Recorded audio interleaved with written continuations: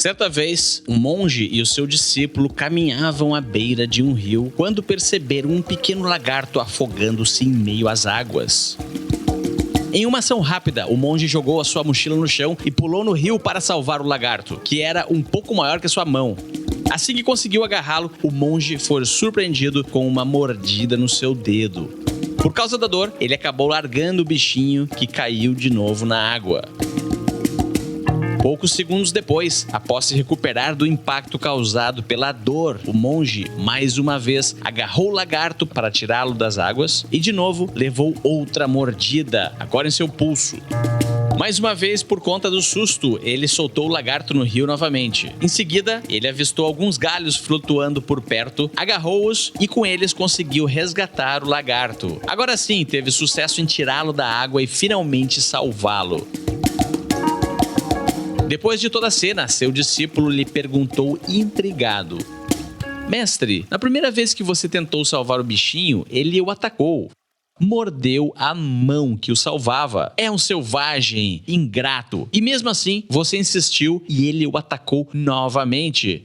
Ele não merecia sua compaixão. Eu o deixaria morrer afogado. Após escutar o seu discípulo pacientemente, ainda sentindo a dor das mordidas, o mestre sabiamente respondeu: Caro aprendiz, minha tarefa é ajudar. Ele agiu conforme a sua natureza e eu conforme a minha. Da mesma forma que o lagarto tem a natureza dele e na história o monge tem a natureza dele de querer ajudar as pessoas, todos nós temos uma natureza. E essa natureza está na nossa mente subconsciente, que a gente não tem acesso. Mas até a gente ir lá dentro da nossa mente subconsciente, aprender mais sobre isso e buscar entender de onde vem a nossa natureza, a gente fica à mercê do destino, ou melhor, à mercê da nossa mente, à mercê da nossa natureza, sem ter o controle sobre a nossa vida. Os melhores livros de negócios investigados a fundo por quem entende de empreendedorismo. Fique ligado, pois está começando mais um episódio do Resumo Cast com Gustavo Carriconde e Renata Libérica.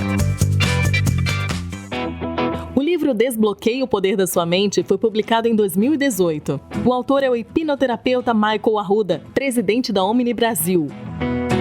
O livro mostra como você pode assumir o controle da sua mente e, consequentemente, da sua vida pessoal e profissional através de um processo que o permite acessar seu subconsciente, identificar as causas de dores e insatisfações e solucioná-las de forma rápida e efetiva. Eu sou Michael Arruda, eu sou empresário, eu fundei a Omni Brasil, que hoje é o maior centro de formação em hipnoterapia do mundo. E a hipnoterapia é uma forma de você programar a sua mente para você alcançar seu máximo potencial. E é isso que eu faço hoje. Eu sou autor também e levo essa mensagem para as pessoas alcançarem o potencial que elas têm através de liberação de bloqueios, acabar com crenças limitantes e alcançar realmente os objetivos que elas buscam. O livro mais escutado do Resumo Cast em 2019 tem a ver com o assunto do episódio de hoje. Foi o clássico do Dr. Joseph Murphy, O Poder do Subconsciente.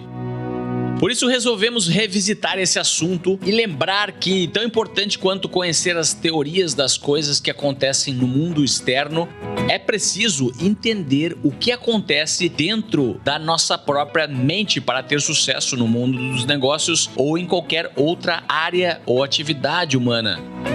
Qualquer pessoa, ela pode alcançar o objetivo que ela quiser, independente de onde ela veio ou de onde ela esteja. Basta ela saber como achar os caminhos para alcançar o máximo potencial dentro dela. Então, acho que qualquer pessoa tem todo o potencial guardado. A grande questão é como a gente acessa esse potencial, né? A raiz dos problemas está dentro de nós. A correria do dia a dia e a falta de tempo tem consumido a alma das pessoas. São tantas decisões a tomar e coisas a fazer que a ansiedade, a insegurança e a indecisão tomam conta da rotina. Diante disso, é como se fosse criado um abismo entre a vida que você tem e a que sonha ter. Como resultado, as pessoas começam a buscar culpados por tudo aquilo que não acontece como elas gostariam. A culpa é do chefe, da família que não entende, da falta de sorte. Milhares de desculpas ocupam o lugar da autorresponsabilidade.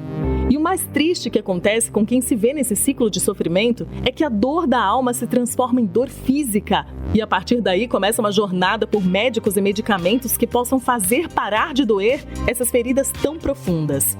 Para você ter ideia, o índice de pessoas com depressão aumentou 18,4% entre 2005 e 2015, atingindo 322 milhões de homens e mulheres em todo o mundo. Só no Brasil, a estimativa é de que 11,5 milhões de habitantes sofrem com essa doença. No que se refere à ansiedade, o Brasil é recordista mundial. 18,6 milhões de pessoas sofrem desse mal. Infelizmente, muitas vezes, o fim dessa linha de dores emocionais é o suicídio, com mais de 800 mil mortes por ano no mundo, segundo dados da OMS. O Brasil registra uma média de 30 suicídios por dia. E já que muitos acreditam que tudo isso veio de fora, buscamos soluções externas em forma de comprimidos. Mas geralmente os remédios só tratam os sintomas e não as causas reais das dores emocionais. Entre 2013 e 2017 foi registrado um aumento de 42% nas vendas de remédios no Brasil. Tudo isso ocorre porque nos faz acreditar desde a infância que a solução para os nossos problemas está fora de nós. Parece normal achar que a solução está lá na prateleira da farmácia e não em nosso interior. Toda mente ela é programada na infância para alcançar algum resultado. E o objetivo da nossa mente, né, como seres biológicos que a gente é, seres emocionais, é manter primeiro a nossa sobrevivência e depois a nossa estabilidade emocional. Então, o objetivo da nossa mente é simplesmente que a gente seja feliz emocionalmente. Então, vamos já puxar por um exemplo na área dos negócios, que eu vejo muito através das palestras que eu dou. As pessoas, muitos empresários, empreendedores, eles querem ganhar mais dinheiro, querem aumentar o faturamento, querem construir negócios maiores. Só que parece que eles encontram um limite ali que quando estão ganhando mais, aí eles se sabotam ou perdem uma oportunidade ou acontece alguma coisa, entre aspas, de repente, né? E eles não sabem por que isso acontece. Parece que alguma coisa puxa eles para trás. E no meio do desenvolvimento pessoal, as pessoas falam muito de autossabotagem, né? E aí se entende que a mente está bloqueada para alcançar um patamar maior. Mas por que isso acontece? Que na nossa infância, até o período de 7 anos mais ou menos, a nossa mente, ela tá aprendendo como que ela deve viver, né? Como ela deve tomar as ações dela para alcançar os melhores resultados. Então, por exemplo, a gente fala muito de procrastinação entre os empreendedores. Eles sabem o que precisam fazer, mas eles não fazem. Então, o empreendedor, ele sabe que ele tem que fazer aquele trabalho, só que lá na mente dele, talvez quando ele tinha 6 anos de idade, 7 anos de idade, aconteceu alguma coisa que ele fez uma prova, por exemplo, e aí ele tirou uma nota baixa nessa prova. E aí quando ele vai mostrar para os pais, ele já estava triste, né? Aí os pais brigam com ele e falam que ele devia ter estudado mais e tudo. Só que talvez ele tenha se esforçado, ele tenha estudado. Então, na mente dele, o que a mente aprende? Putz, eu estudei bastante, me esforcei bastante e tirei uma nota baixa e fui reprimido pelas pessoas que mais deveriam me apoiar. Então, é melhor eu nem tentar. E aí gera um medo de tentar, gera um medo de falhar. Então, por isso, muitas vezes as pessoas procrastinam. Mas o contrário também pode acontecer. Como, por exemplo, esse mesmo empreendedor estudou muito, tirou uma ótima nota. Aí nessa nota, ele vai lá, mostra pros pais e aí os pais falam, mas você não fez mais do que a sua obrigação. E aí ele pensa, putz, eu fiz tudo que eu podia, estudei bastante, me esforcei e as pessoas que mais deveriam comemorar isso comigo simplesmente não deram valor. Então, pra que eu vou tentar se o ganho não vai ser esse? E aí lá na frente, acontece exatamente o mesmo padrão que foi aprendido e não tem por que a pessoa continuar tentando, continuar avançando. E isso é só um exemplo específico, né? Mas se a gente pega a nossa sociedade, principalmente quando fala sobre dinheiro, tem crenças de que dinheiro é sujo, que o dinheiro só fica rico quem é corrupto, que dinheiro não traz felicidade. Então a nossa mente não quer que a gente seja corrupto. Então se a gente tem a oportunidade de ganhar mais dinheiro, ela vai tentar nos puxar para trás, não vai deixar que a gente faça isso. Ou seja, no final ela está tentando nos proteger. E isso que a gente chama de uma mente que não está liberada para alcançar o máximo potencial. Então, o que bloqueia a mente das pessoas são eventos, coisas que aconteceram no nosso passado. E muitas pessoas, profissionais da saúde, terapias e outras correntes da ciência que tratam a mente humana, adotam uma abordagem passiva diante das coisas que ocorreram no nosso passado. Mas o importante não é apenas identificar o que aconteceu e entender por que a gente age dessa forma. O importante é adotar uma abordagem proativa e assumir que a responsabilidade de desbloquear a sua mente é sua. Por isso, não estude o seu próprio passado e não tente entender as coisas que aconteceram no seu passado para utilizar como uma muleta e jogar no seu passado a culpa de tudo que dá errado no presente e tudo que vai dar errado no futuro. A gente chama de evento causador inicial. Vou citar um exemplo que deixa isso muito claro e mostra o potencial que a mente tem de nos influenciar.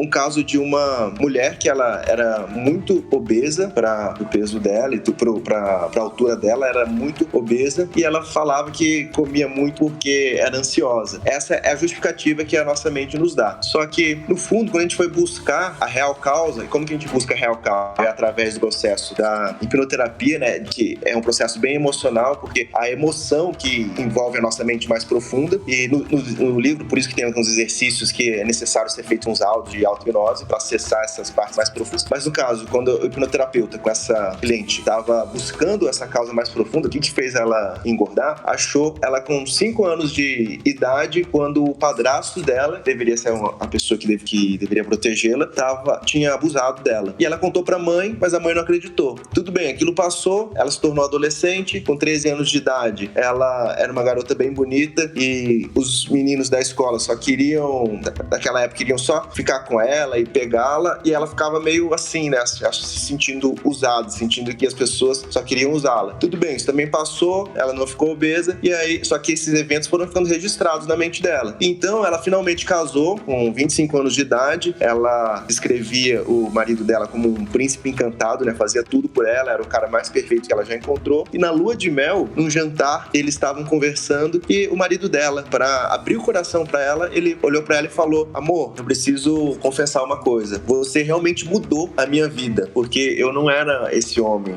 que você se relaciona agora. Antes de eu conhecer você, quando eu tava na marinha, eu gostava de competir com os meus amigos, quem que pegava mais mulher e tal, mas eu vi que isso não fazia sentido, porque eu não tinha encontrado a mulher da minha vida ainda, e você é essa mulher. E ela ficou muito feliz com a declaração que o marido deu e tudo, só que a partir desse momento, algumas semanas depois, ela começou a engordar, e obviamente nada disso é consciente pra ela, né? Ela lembrava de algumas dessas situações, mas ela não fazia conexão. Só que qual que é a conexão que o subconsciente faz? Então vamos lá, com 5 anos de idade, a mente entendeu que a pessoa que mais deveria amá-la abusou dela. Aí com 13 anos de idade, ela era bonita e os homens só queriam também usá-la. E aí com 25 anos de idade, o cara que mais ela acreditava, o cara mais perfeito que ela já encontrou na vida, também fala que já usou das mulheres. Então a mente entende, opa, peraí, homens, eles são perigosos para as mulheres quando estão atraídos pelas mulheres. Então eu preciso me proteger. E nessa função da mente se proteger, a mente subconsciente, ela não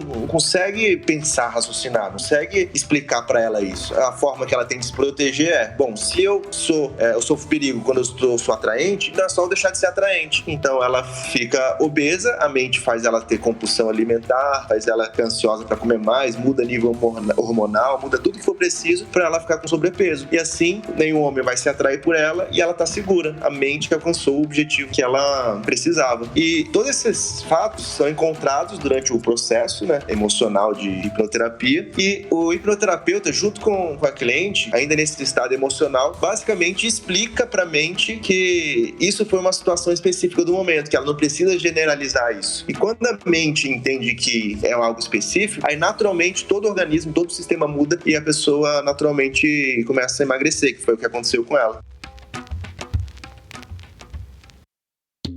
Mente consciente e mente inconsciente. Imagine que nosso exército é formado por 100 soldados. Quando estamos realmente empenhados em realizar algo, é como se mandássemos nossos 5 melhores soldados para uma guerra. Porém, se os outros 95 soldados não forem lutar com convicção para o sucesso da nossa missão e resolverem ficar descansando no quartel, a derrota será certa. Enquanto você escutou esse episódio até aqui, não estava percebendo o que estava sentindo, a posição de seu pé, a textura da superfície de onde estava sentado, o ritmo de sua respiração, ou até mesmo os barulhos à sua volta. Por outro lado, entanto, agora que eu falei sobre isso, você provavelmente passou a perceber todas essas coisas. Você ficou consciente desses fatores. Essa parte sua que tem a capacidade de direcionar sua vontade e atenção é o que chamamos de mente consciente. Ela é extremamente lógica, analítica e racional. Enquanto você está pensando em uma única coisa, há milhares de processos e interações acontecendo com o seu corpo e entre você e o ambiente. Por exemplo, seu coração está batendo sem que você tenha decidido isso. Suas funções biológicas, tudo que o organismo faz de forma automática, dizemos que é controlado pela mente inconsciente, situada na parte mais primitiva do cérebro. Esse é o cérebro reptiliano. Essas capacidades mentais automáticas, como os hábitos, assim como a sua parte emocional, estão sob controle da sua mente subconsciente. O problema surge quando a sua parte consciente tem um desejo, mas o seu subconsciente, que é muito mais poderoso, não precisa disso. Ou pior, ele quer o oposto. Isso acontece porque não sabemos usar o exército que temos dentro de nós. Quem você pensa que é, na verdade, representa apenas 5% de quem você realmente é. Os outros 95% estão fora de seu acesso consciente. Ou seja, você é o seu subconsciente. A gente tem que entender que a mente basicamente é dividida de consciente e subconsciente. Só que o que as pessoas não imaginam é que o subconsciente é 95% da mente. Ou seja, aquilo que elas acham que é, aquilo que elas pensam que é só 5%. E o subconsciente é o quê? É tudo aquilo que elas não controlam. Então, primeiro tem a parte mais fisiológica, né, orgânica, que no livro até destrincho, fala como inconsciente, que seria tudo aquilo que você faz sem pensar, como a sua respiração, batimento cardíaco, né? Ou seja, o seu sistema nervoso autônomo, o controle da sua temperatura, o sistema imunológico, ou seja, isso tudo está funcionando. Você trabalhando ou não, você dormindo acordado, está funcionando sem depender de você. Ainda assim é um processo inconsciente. Mas fora isso, tem muitos outros processos que a gente faz sem pensar de forma automática. E a nossa mente faz isso simplesmente pelo fato dela querer economizar energia. E uma das funções que ela utiliza para economizar energia é os próprios hábitos, né, que ela cria. Então imagina, assim, quando alguém acorda, a pessoa acorda sempre com o mesmo pé, colocando no chão primeiro, né? Coloca sempre aquele mesmo pé. Aí depois levanta, aí vai, por exemplo, escovar o dente. Mas quando ela escova o dente, ela não precisa pensar, ela tem que pegar a escova desse jeito, nesse ângulo, eu abro a torneira, passo a pasta de dente assim, faço assim. Se ela tivesse que pensar toda vez para fazer isso, seria um gasto energético muito grande. E o nosso cérebro é o órgão que mais gasta energia no nosso corpo. Então, tudo que a mente pode fazer para economizar e criar atalhos, ela faz. E ela vai fazendo isso, conforme, como eu expliquei, conforme o que ela aprendeu durante a infância dela. Então, se qualquer pessoa parar para pensar, a maior parte das coisas que a gente faz de forma não consciente. As nossas emoções, por exemplo, quando alguém está conversando, vamos pegar um exemplo de um casal. E às vezes estão conversando, aí algum fala alguma coisa que o outro não gosta, aí um fica nervoso e aí fala mais alto, aí gera uma discussão, gera uma briga. Ou às vezes fala alguma coisa que depois se arrepende. Quem que nunca se arrependeu de ter falado alguma coisa no calor da emoção ali? Mas por que a gente faz isso? A gente sabe que isso só ia piorar. Porque a gente não tá no controle. Ou melhor, a gente só tem 5% de controle. Todo o resto a gente vai fazendo de forma automática. Ou outro exemplo que eu já dei, a própria procrastinação. As pessoas sabem que precisa fazer para ter resultado num projeto, para crescer mais, para terminar aquele projeto. Mas por que elas não fazem? Por que elas procrastinam? Por que elas vão fazer alguma coisa que não vai gerar resultado ao invés de focar naquilo que gera resultado? Se elas tivessem o controle sobre as ações, sobre as emoções, estava todo mundo fazendo tudo com a vida perfeita, a saúde perfeita, ganhando dinheiro e o mundo seria outro. Mas não é assim porque a gente não está no controle da nossa própria vida. E essa parte que controla a nossa vida sem que a gente saiba como, sem que a gente esteja no controle, é o que a gente chama de mente subconsciente. Você está escutando o melhor podcast de resumo de livros do Brasil. Certa vez, um peregrino encontrou um largo rio que o impedia de continuar o seu caminho. Devido à agitação das águas, seria muito perigoso atravessá-lo nadando. Então ele juntou tudo o que podia e passou um dia e uma noite construindo uma bela e segura canoa. Na manhã seguinte, a colocou na água e pôde chegar ao outro lado da margem sem maiores dificuldades. Assim que chegou em terra firme, amarrou a canoa em suas costas e com muito esforço e sofrimento continuou o seu caminho em direção à floresta, praticamente se arrastando para suportar todo aquele peso. No momento, um passante o avistou e, curioso, perguntou: "Senhor, por que está carregando essa canoa em meio a uma floresta?" O peregrino então respondeu de prontidão: "Não posso deixar para trás essa canoa. Ela me ajudou a atravessar aquele rio lá atrás e eu espero que ela também me ajude a atravessar a floresta."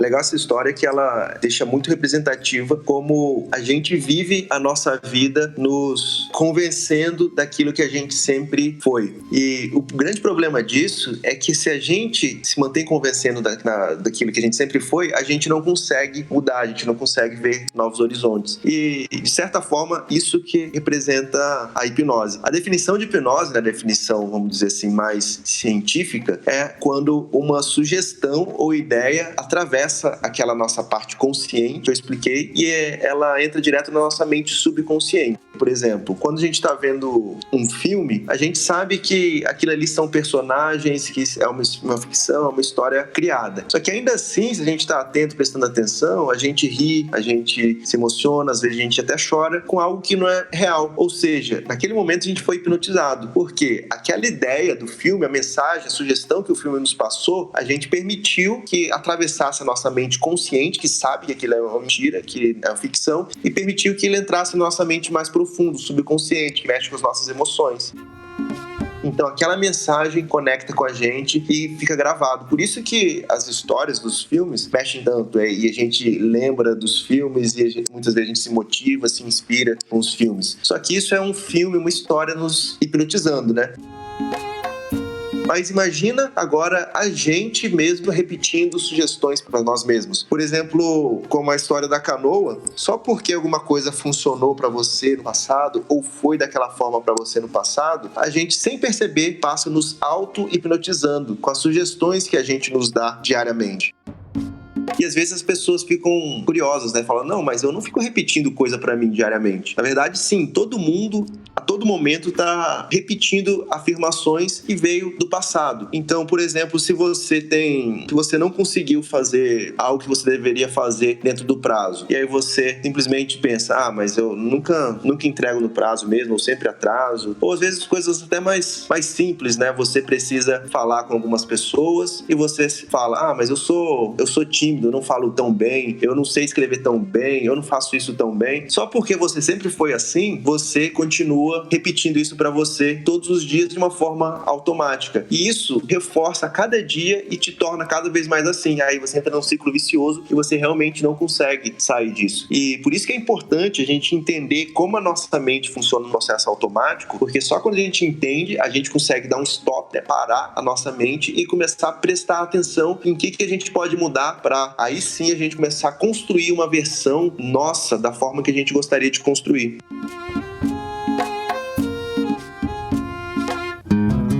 Humanos não são tão racionais. Praticamente tudo o que fazemos está ligado ao nosso subconsciente. É por isso que caímos tantas vezes nas mesmas armadilhas. O primeiro passo para você tomar o controle da própria mente é se conscientizar de como ela pode estar te enganando. Quando foi a última vez que você decidiu fazer algo, mas não fez? Ou que começou algo, mas não terminou? Já se pegou pensando que algo é muito difícil? Ou que você sempre vai ser assim? Pare e pense. Quais são as suas desculpas? Analise bem as justificativas que a sua mente traz e saiba que são apenas invenções dela. É o subconsciente que decide como devemos crescer, sentir e agir. É nele que estão guardadas nossas crenças e emoções, elementos que definem a maneira de ver o mundo. Você pode até não lembrar de alguns fatos ou situações, mas saiba, seu subconsciente registra e se lembra de tudo isso. Não somos seres tão racionais quanto gostaríamos.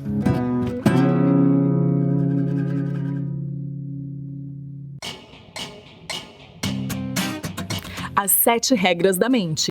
O autor lista as 7 regras da mente que precisamos entender para que tenhamos a capacidade de reprogramar nosso cérebro. Vamos ver cada uma delas.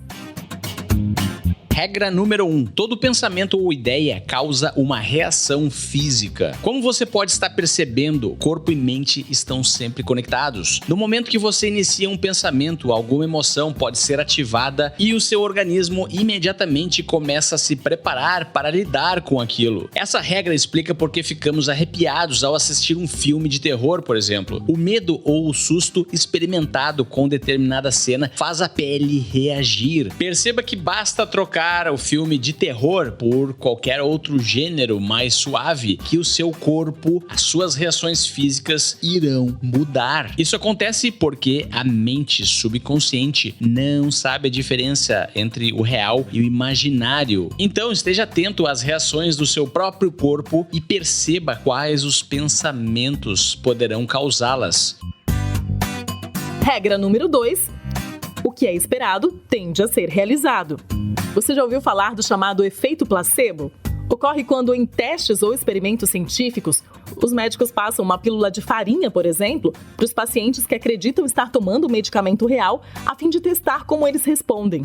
Na maioria dos casos, essas pessoas apresentam boa recuperação e às vezes chegam até a elogiar os medicamentos. Nesse caso, a mente projetou que aquele produto traria melhora e assim foi feito. Esse é o efeito placebo. Trata-se de um experimento que ilustra muito bem a segunda regra da mente. A saúde física depende da expectativa mental.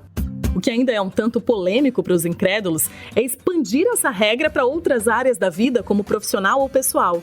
Se você imaginar um objetivo que quer alcançar, acreditar que vai conseguir, provavelmente o alcançará. Regra número 3.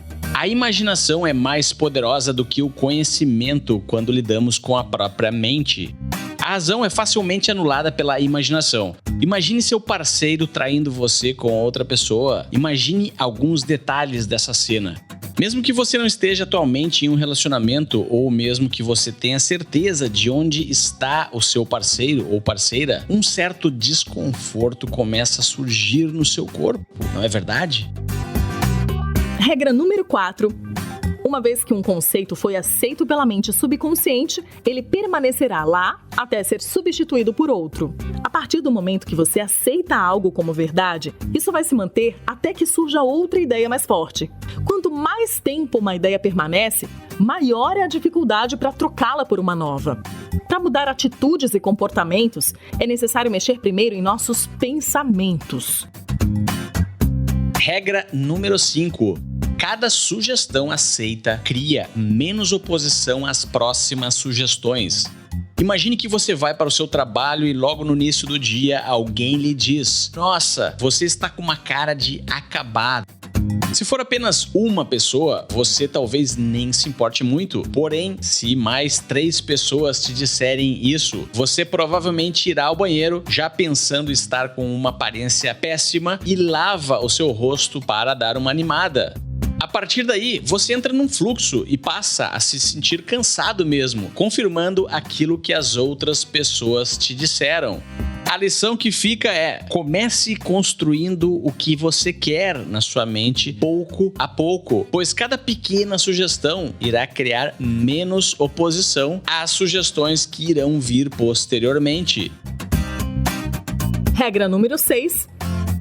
Um sintoma físico emocionalmente induzido tende a causar uma mudança orgânica se persistir por tempo suficiente. Muitos médicos que começaram a estudar a mente e a hipnose acreditam que a maior parte das doenças são causadas na mente, por conta de emoções negativas presas no subconsciente por muito tempo. Não estamos afirmando que todo mundo que adoece é emocionalmente nervoso. Os germes, parasitas e vírus, entre outros agentes causadores de doenças, estão aí, claro, e podem nos afetar a qualquer momento. Mas, por outro lado, também não podemos separar corpo e mente. Muitos problemas podem ser evitados se a gente mudar o jeito de pensar. Regra número 7. Ao lidar com o subconsciente e suas funções, quanto maior o esforço consciente, menor a resposta do subconsciente. Alguma vez você já precisou acordar bem cedo e descansado no dia seguinte para um compromisso importante? E quando olhou no relógio, contou quantas horas de sono ainda teria? E aí entrou naquele ciclo onde precisava dormir logo e quanto mais queria dormir, mais parecia que o sono fugia. O oposto é aquelas situações onde você se deita sem precisar que precisa dormir e o sono surge com muita facilidade. É assim mesmo que funciona. Quanto mais você ativa a parte consciente da mente, menos o subconsciente trabalha. Não é possível controlar diretamente o subconsciente, então não adianta forçar. Outra situação muito comum é quando precisamos lembrar o nome de alguém. Você pensa, coloca a mão na cabeça, começa a franzir a testa, mas nada de o nome da pessoa surgir, até que finalmente você desiste e vai se preocupar com outra coisa.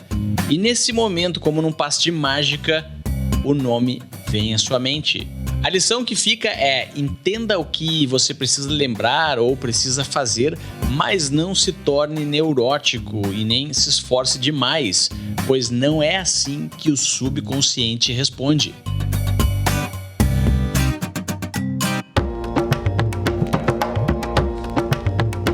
Certo dia, o mestre recebeu a visita de um homem, uma pessoa deprimida. Então logo que chegou, foi convidado pelo sábio para se sentar e tomar um chá. Mestre, ando revoltado, lembro-me do tempo do qual me fizeram um grande mal. Isso acabou comigo. Sinto-me triste e furioso. Sem piscar, o mestre respondeu: perdoe e esqueça. O homem não acreditou no que ouviu. Senhor, eu não sou feito de pedra. Como pode dar um conselho assim para alguém? Como eu posso já ter sofrido tanto e perdoar e esquecer? Estou muito magoado e ferido para simplesmente aceitar o seu conselho.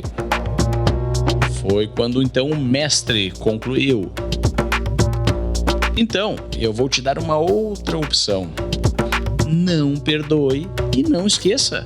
Tenha sempre na sua memória cada detalhe do que te fez sofrer no passado. Sonhe com isso até não conseguir mais dormir, até que ter de tomar remédios. Chore e tenha muita pena de si mesmo. Perca peso, fique com uma aparência pálida e abatida. Faça com que todos os seus amigos se preocupem com você. Pare de falar sobre momentos felizes e interrompa as pessoas para reforçar o quanto você é triste e injustiçado. Aproveite e deixe que isso se agrave para uma ansiedade, uma gastrite ou uma enxaqueca. Assim, você sempre se lembrará do mal que te fizeram. Se você acha que esse é o melhor caminho, pode seguir em frente. Boa sorte!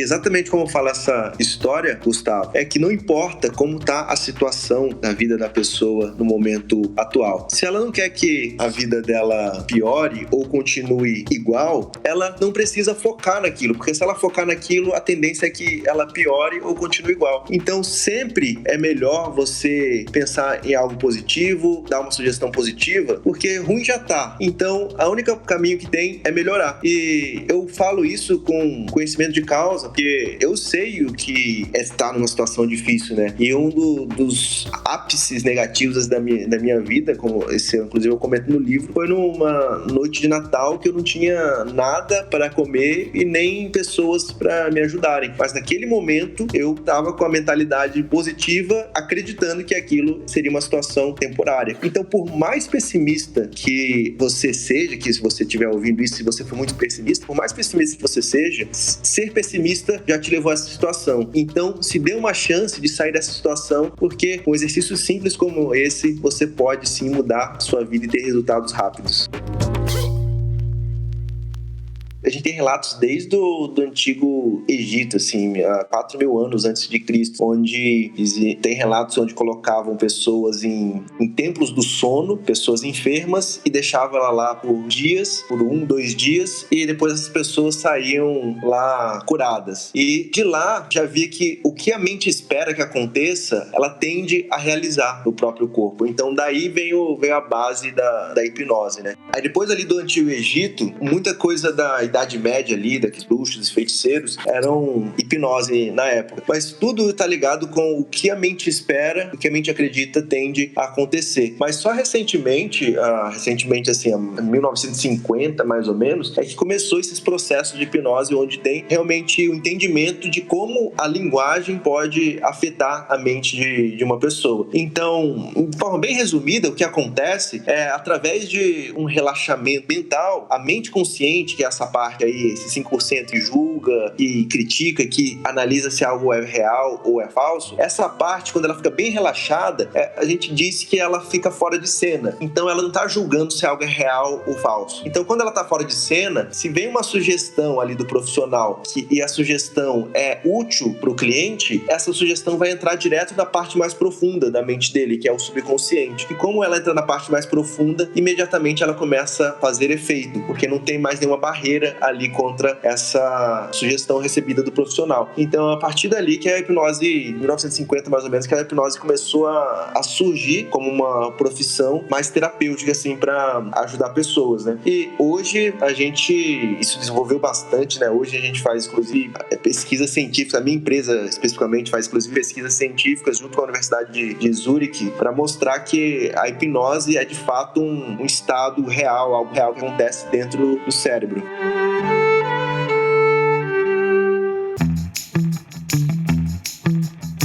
Imagine um experimento científico onde 2 grupos de psicólogos tentam ensinar ratos a percorrer caminhos por um labirinto.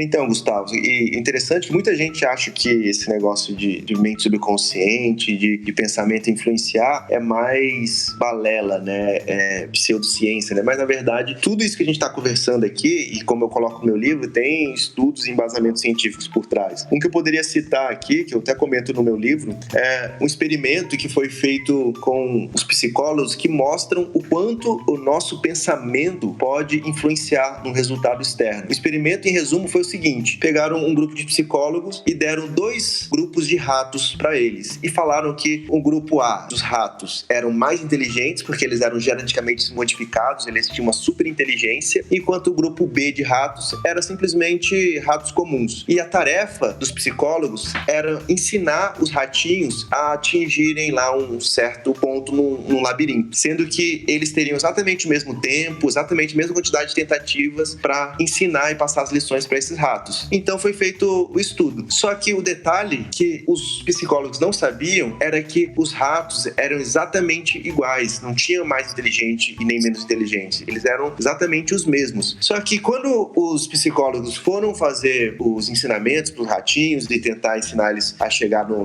outro lado do labirinto, eles verificaram que realmente aquele grupo, o grupo A, que os psicólogos acreditavam que era mais inteligente, eles tiveram mais resultados. Eles aprenderam mais rápido o caminho, eles conseguiram acertar o caminho mais vezes, eles tiveram um resultado melhor, enquanto o grupo B teve um resultado pior, sendo que os ratos eram exatamente os iguais, não tinha nenhuma diferença. Ou seja, só a expectativa que as pessoas, que o psicólogo tinha sobre o rato influenciou no resultado dos animais. E imagina, se o que você espera pode influenciar no resultado de outro animal, imagina o quanto isso não influencia a você mesmo, o quanto isso não influencia os seus resultados. Se você acredita que você não é bom em alguma coisa, se você acredita que você não pode alcançar alguma coisa, então a influência da nossa mente sobre nós mesmos é muito maior do que qualquer coisa que a gente possa imaginar. E um detalhe é que isso não é mágica, não é misticismo. Quando os ratos do grupo que os psicólogos acreditavam que era mais inteligente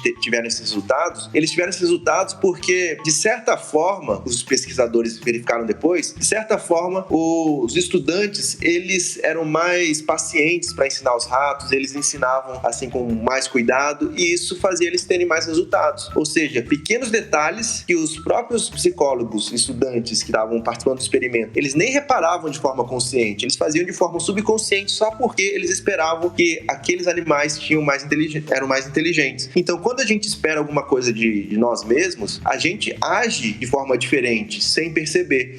Então, a nossa mente influencia todos os nossos resultados. Por isso que é importante a gente prestar muita atenção naquilo que a gente pensa e naquilo que a gente fala para nós mesmos.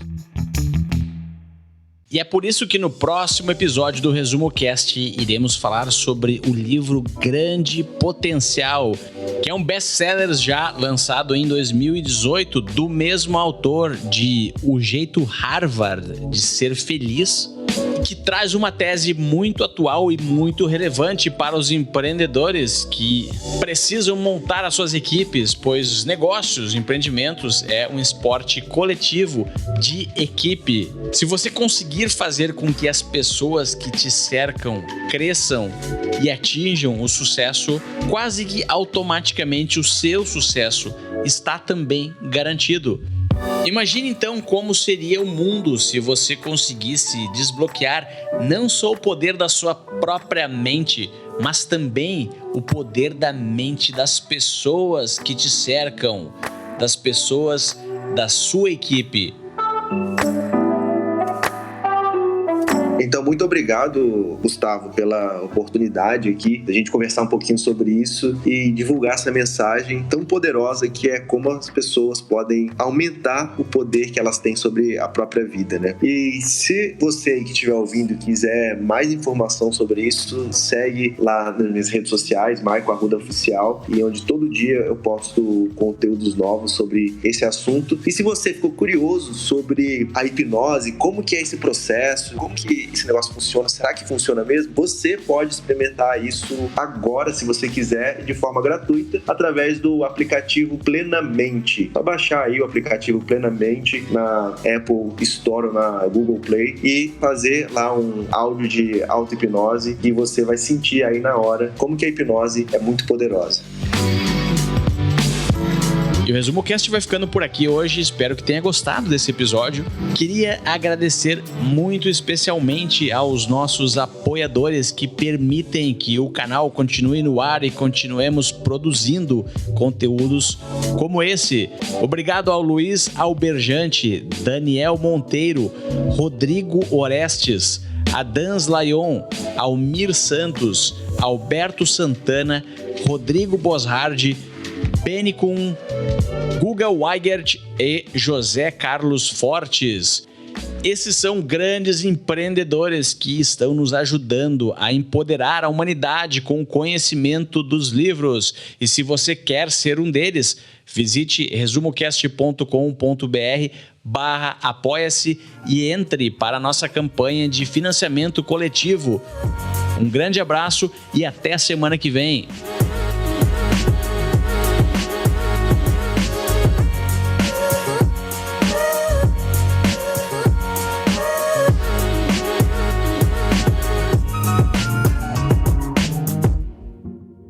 Assine gratuitamente em resumocast.com.br ou no aplicativo que você usa para escutar podcasts no seu smartphone.